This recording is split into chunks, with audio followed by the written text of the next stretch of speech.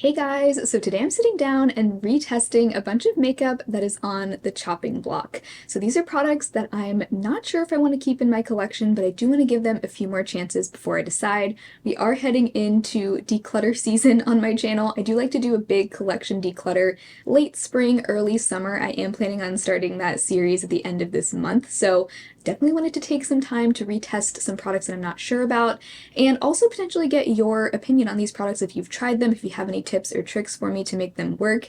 But let's go ahead and get started. The first product on the chopping block is my Hard Candy Sheer Envy Glow Primer Serum. So this is a glowy primer. Generally, I don't really wear glowy illuminating primers very often because I just don't really feel like they're necessary. I feel like if I have done a good skincare prep routine before makeup, I don't really have much of a need for a glowy primer. The only primers I really like are either smoothing or gripping primers, but glowy primers, I don't know, I'm not sure.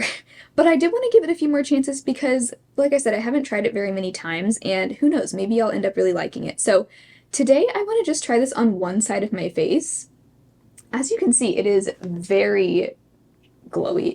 It comes out practically metallic, and it has like a very slippy, almost oily texture. I do see why they call it a serum primer because it almost does feel like a serum. And it has a scent that reminds me so much of I think it reminds me of lip smackers. It kind of smells like an old school lip smacker. So I've just put that on this side of my face, and I want to see how that side compares to the side without it. This would also be something that might be nice to mix with foundations if I wanted to sheer out a foundation, turn it into more of a skin tint. This would probably be a good product for that, so I'll probably try it that way as well, but I just wanted to test its priming abilities first. So there's that side with the primer, and there's the side without.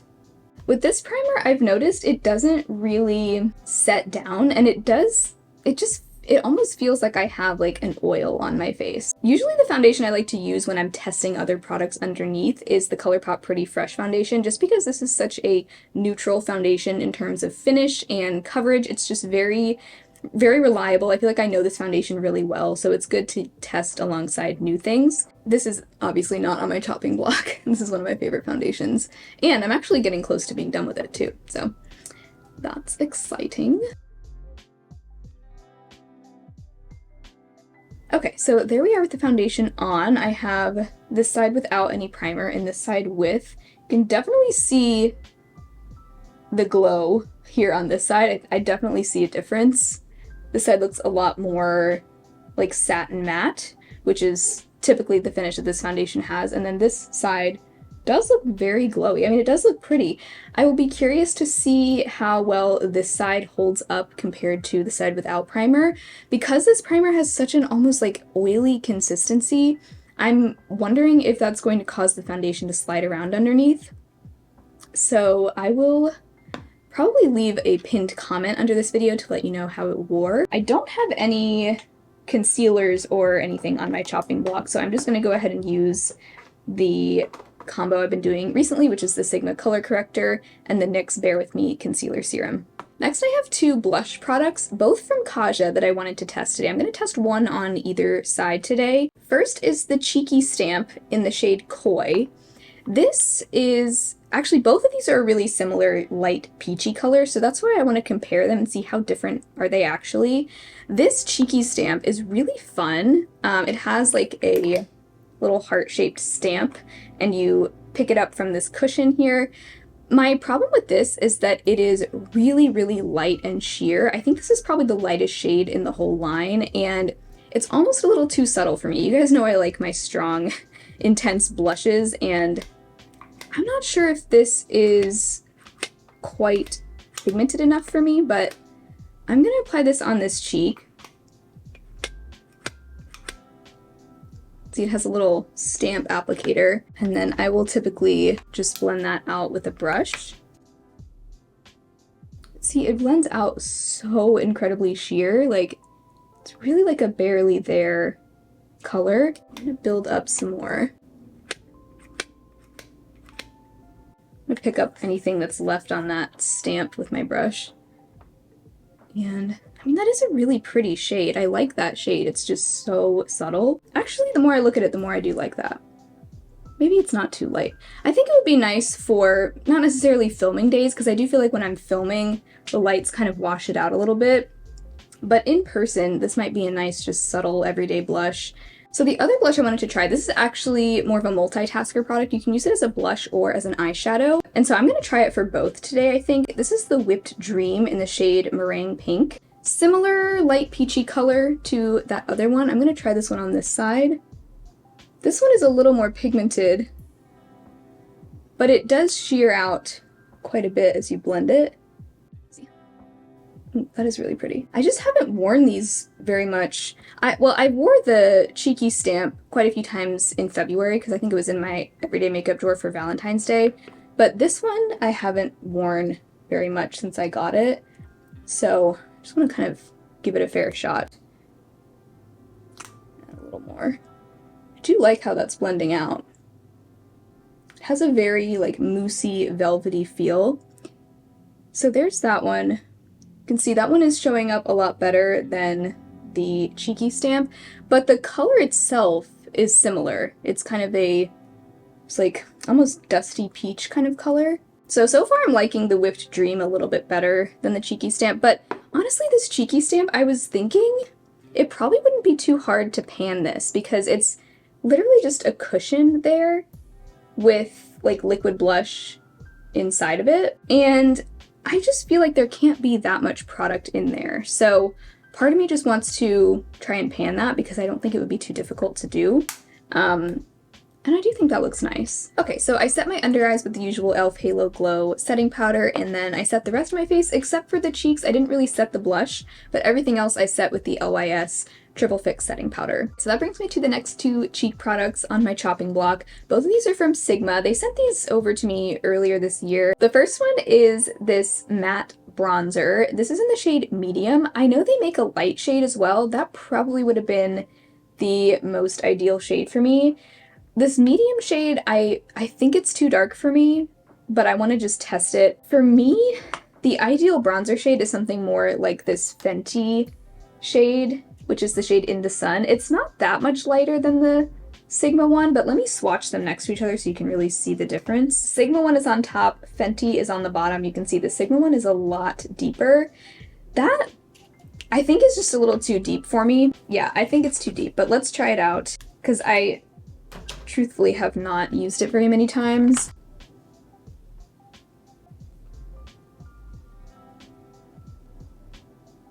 Okay, so, I mean, that doesn't look bad. I actually think it blended pretty nicely. I don't think it looks too dark. With this kind of bronzer, I do just have to be careful not to go in too heavy-handed with it, which is why I really prefer something like the Fenty one or the Charlotte Tilbury one in Fair.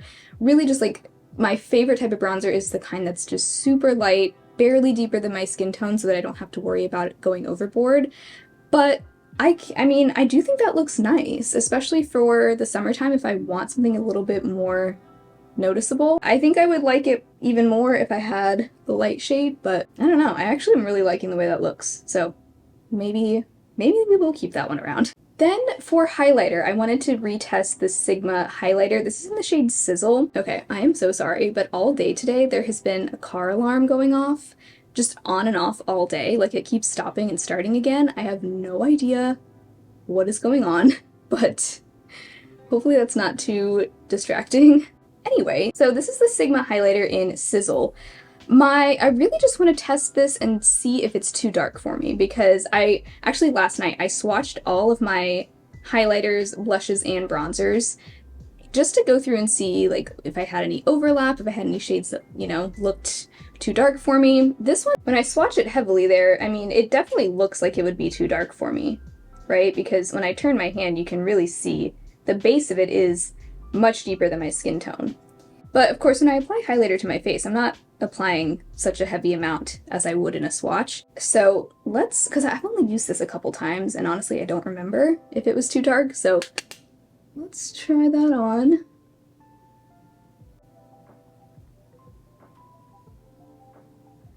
I actually think that looks really nice. Usually if a highlighter is too dark, I notice like almost like a shadow look to my cheekbones where I apply it, but I'm not really seeing that today. Do you see that? Do you see like a weird dark shadow on my cheekbones?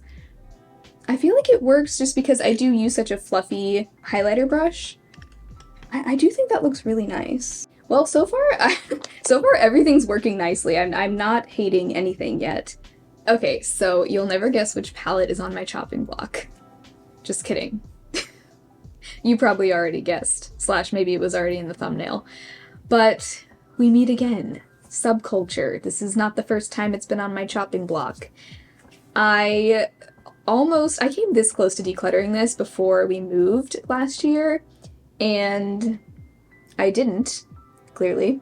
I decided to keep it because I thought maybe I'll get more use out of it in Seattle. These are very Seattle colors with like the deep greens and the grungy tones.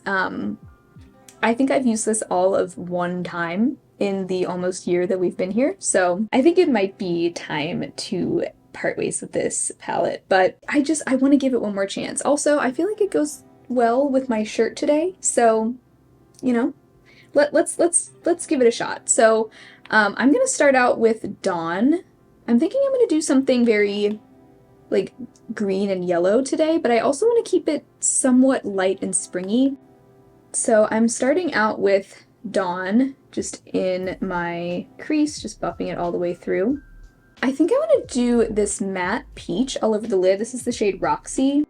And I'm just going to pack that all the way across the lid. I don't think I've ever done that before with this shade. I'm going to do like a peach and green kind of look. Part of me wants to get rid of this because like I said, I have hardly used it in the last year. But the other part of me is like, but it's such a classic, like it's such a well-known palette in the beauty community, and it feels like, I don't know, it just feels like such a relic of its time. So maybe I would remove it from my collection, but keep it in like a sentimental box of some sort. Because I still remember how excited I was to buy this. It was like right around the time I first started my channel. And this palette was getting so much controversy online, and I don't know, I just feel like I can't get rid of it. But I always end up coming back to, wow, that looks so bright, doesn't it? Alright, that was maybe a little brighter than I intended. Yeah, it goes on the eyes a lot more orange than it looks in the pan. Normally I just use that shade as a crease color, but I don't think I've ever used it all over the lid like that before. I got a little bit of patchiness here on this eye, so I'm going to try to build that up and even it out. Okay, that's better. Ooh, that's so orange. And then another one of my favorite springy shades in here is the shade Electric. It's like a green gold duochrome. It's hard to pick up on a brush though. I want to put that in my inner corner, if it'll show up. Try my finger. Okay, that's better. Yeah, it applies best with a finger. It's so hard, like hard, not necessarily hard pan, because it's kind of just how the shade is. It is really pretty though. Okay, I'm picking up a little bit more of Roxy on this big crease brush and just blending it up a little bit farther. So I felt like it was kind of isolated to just my lid, and I just want to blow it out a bit more. I'm basically blending it all the way up to the brow bone. Alright, so next, I really like the combination of peach and teal that this palette gives. So I want to use Axis today as my upper liner. I'm going to do a wing with that shade. Stamping on the wing first. I hope this shows up teal over the peach.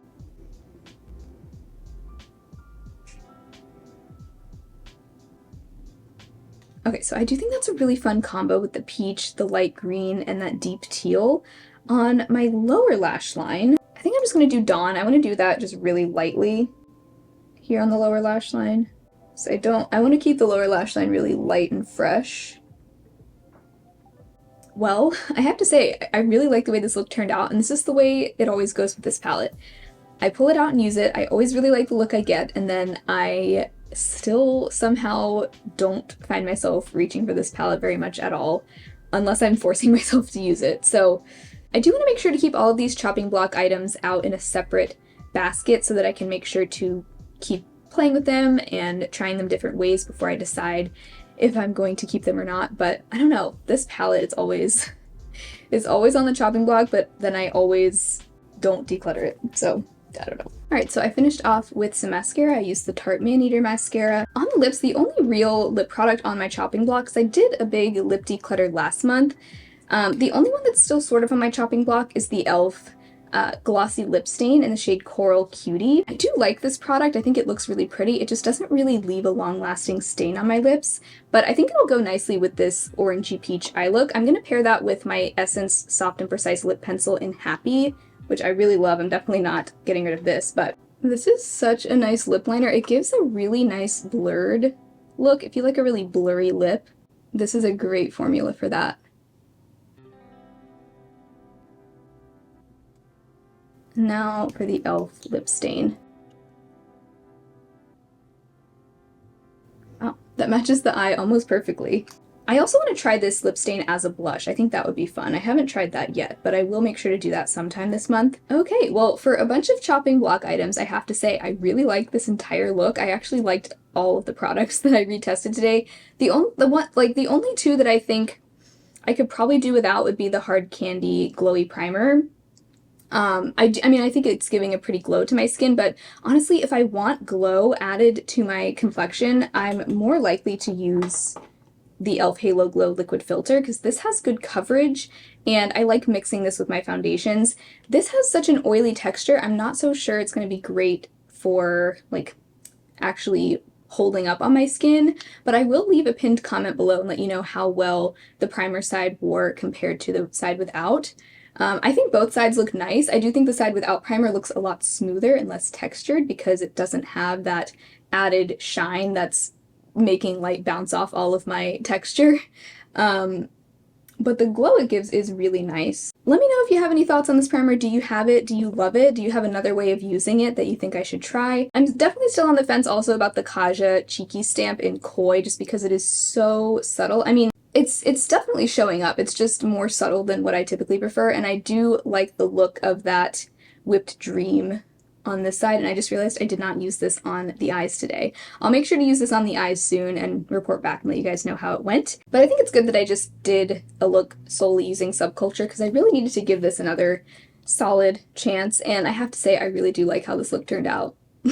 So, still not sure if I'm going to keep this or not, but I'm definitely feeling better about it now than I was before I did this look, because I do really like how this turned out. But let me know your thoughts on any of these below. Stay tuned for the declutter series coming up. That's when I will give my final verdict on these products. Thank you guys so much for hanging out today. I hope you had fun. If you did, be sure to give the video a thumbs up. Subscribe to my channel if you haven't already. If you'd like to support my channel even further, I do have a Patreon and a channel membership where you'll get a bonus video every month and early access to videos, so I would love to see you over there. Otherwise, I hope you all have an amazing rest of your day, and I will talk to you again very soon in my next video. Bye.